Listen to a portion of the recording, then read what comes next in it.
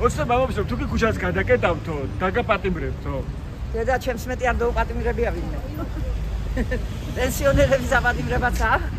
თქვენი პასუხი რა იქნებოდა ივანიშვილის მიმართ, რომელიც აპირებს დაპატიმრებას ქუჩის გადაკეტვის გამო? არა, უარყოფითია ჩვენი პასუხი.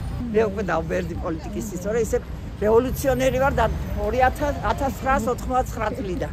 ეხლა რას ფიქრობთ, საითკენ მიდის ქვეყანა? რუსეთისკენ.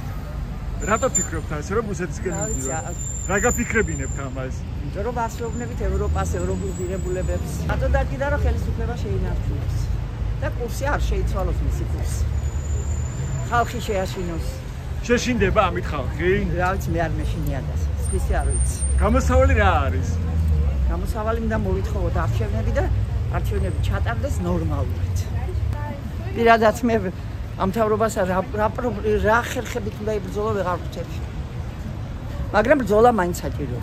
გაფრთხილდით თუ გაგრძელდეს დღეს ეს ბრძოლა? გაგრძელდეს, უნდა ისევ აქციები. ქართული ოცნება ამბობს, რომ თუ გამოხვალ ისე რუსთაველს და გადაკეტავ რუსთაველს, მე დაგაპატიმრებ.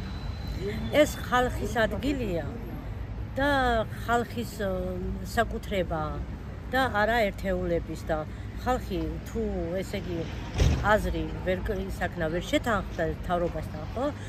გამოვა. ეს რუსთაველი იქნება თუ სად იქნება? გამოვა ხალხი. ერთიანად გამოვა და მე ვფიქრობ დასჯადი რაც არ უნდა დასჯადი იყოს, ბევრი მით უმეტეს ერთ და ორს დასჯიან, რა თქმა უნდა, მაგრამ ბევრი როცა იქნება ხალხი და ხალხის ჩვენ ვიცით საქართველოში ხალხის ერთად დგომა და თბილისში მით უმეტეს.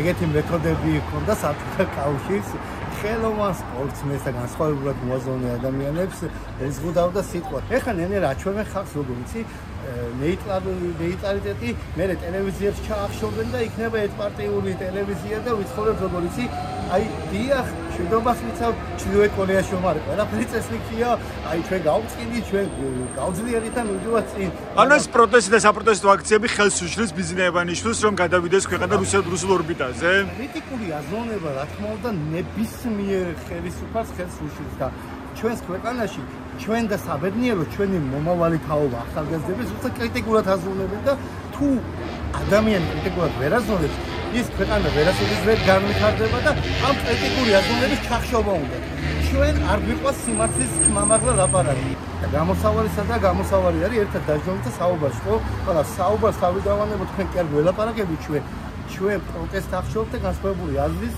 მიღება არ გინდა თქვენ სამწუხაროდ ის არის რეალობა ქართული ოცნება აპირებს რომ თუ კი ქუჩა გადაიკეტება ამის გამო დააპატიმრონ ადამიანები არის თუ არა ეს მისაღები თქვენ მეტია რა ლაპარაკობ დააპატიმრა ხო მონდია გადავედი შეიძლება გამერია რაღაცა და ჩემი პრეტენზია ვთქვი ამაიდი გამიხვიდა უნივერსიტეტში მაიცადა ეს პირველ რიგში ცუდი არის თავისუფლებისთვის ხარს უნდა შეეძლოს რაიმე ფორმით თავის პროტესტის გამოხატვა და ერთ-ერთი ფორმა არის ეს ხდება სოფლიოში და სოფლიოში არსად არ ხდება ის რომ ამის გამო ძალავენ ამას და ხარს აძლევენ საშუალებას გამოხატვა თავის პროტესტი რატომ დასჭირდა თქვენი აზრით ქართული ოცნების არალეგიტიმურ მთავრობას ამ გადაწყვეტილების მიღება და კანონის შეცვლა გამკაცრება კანონის ამ კუთხითაც არ ვიცი ალბათ ყველანაირად ცდილობენ იმას რომ შეინარჩუნონ თავიანთი ძალები ხელისუფლებაში და ამ ხერხსაც მიმართავენ და ანუ ეს რეპრესიების გამოვლინებაა თქვენთვის რომელ ქვეყანას ვებსგავსებით ჩვენ ამ გადაწყვეტილებით რა თქმა უნდა რუსეთს და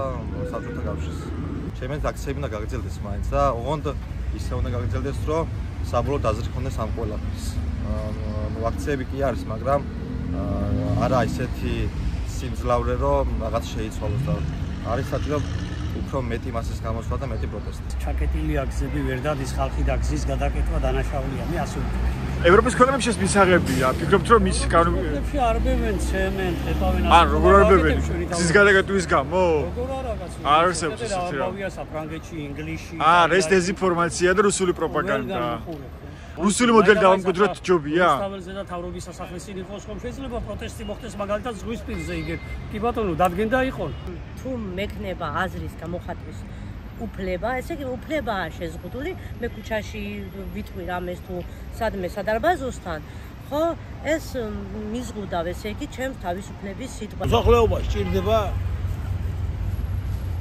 როგორ გითხრათ, სიმშვიდე, მოწყიდა ამდენი რაღაცები რა. სხვა ნუ გამიგეთ. გამღლელია ყველაფერი. მაგრამ თქვენ რა დაგჭირეთ შემდეგ, თქვენ რაღაც პრობლემის გამო, ხო, გამოსვლა ქუჩაში, საპროტესტო აქციაზე. ხარ ბევრი ხარ, მაგალითად 200 კაცი ხარ. რას იზამ ჩამწკრივდებით ასე ფელტაჭოვაძის ქუჩაზე? არა, შეიძლება მე. აბა როგორ შვაშია თუ? როგორ გამოხატავ?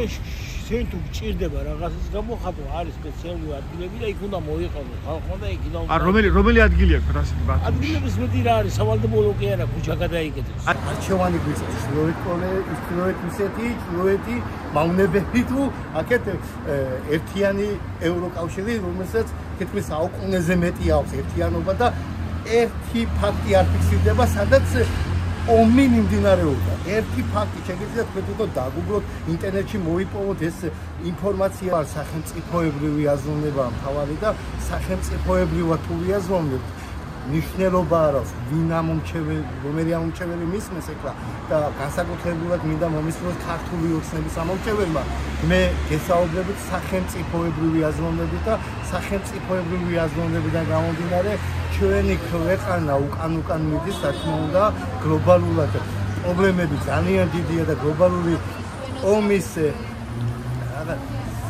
give take თუ რაღაცებს ეძახია გამოგონი რაღაცებს სამწუხარო ეგ არის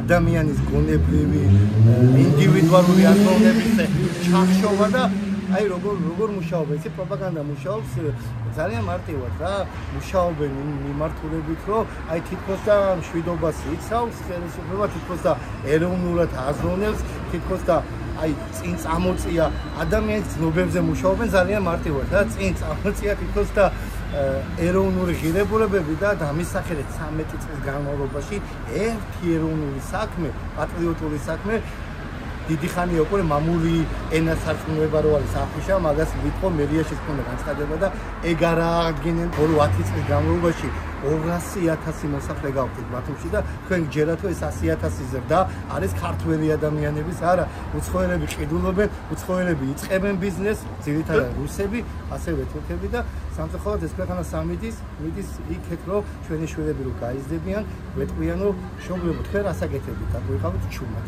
მე ვერაფერს ვერ უპასუხებ მე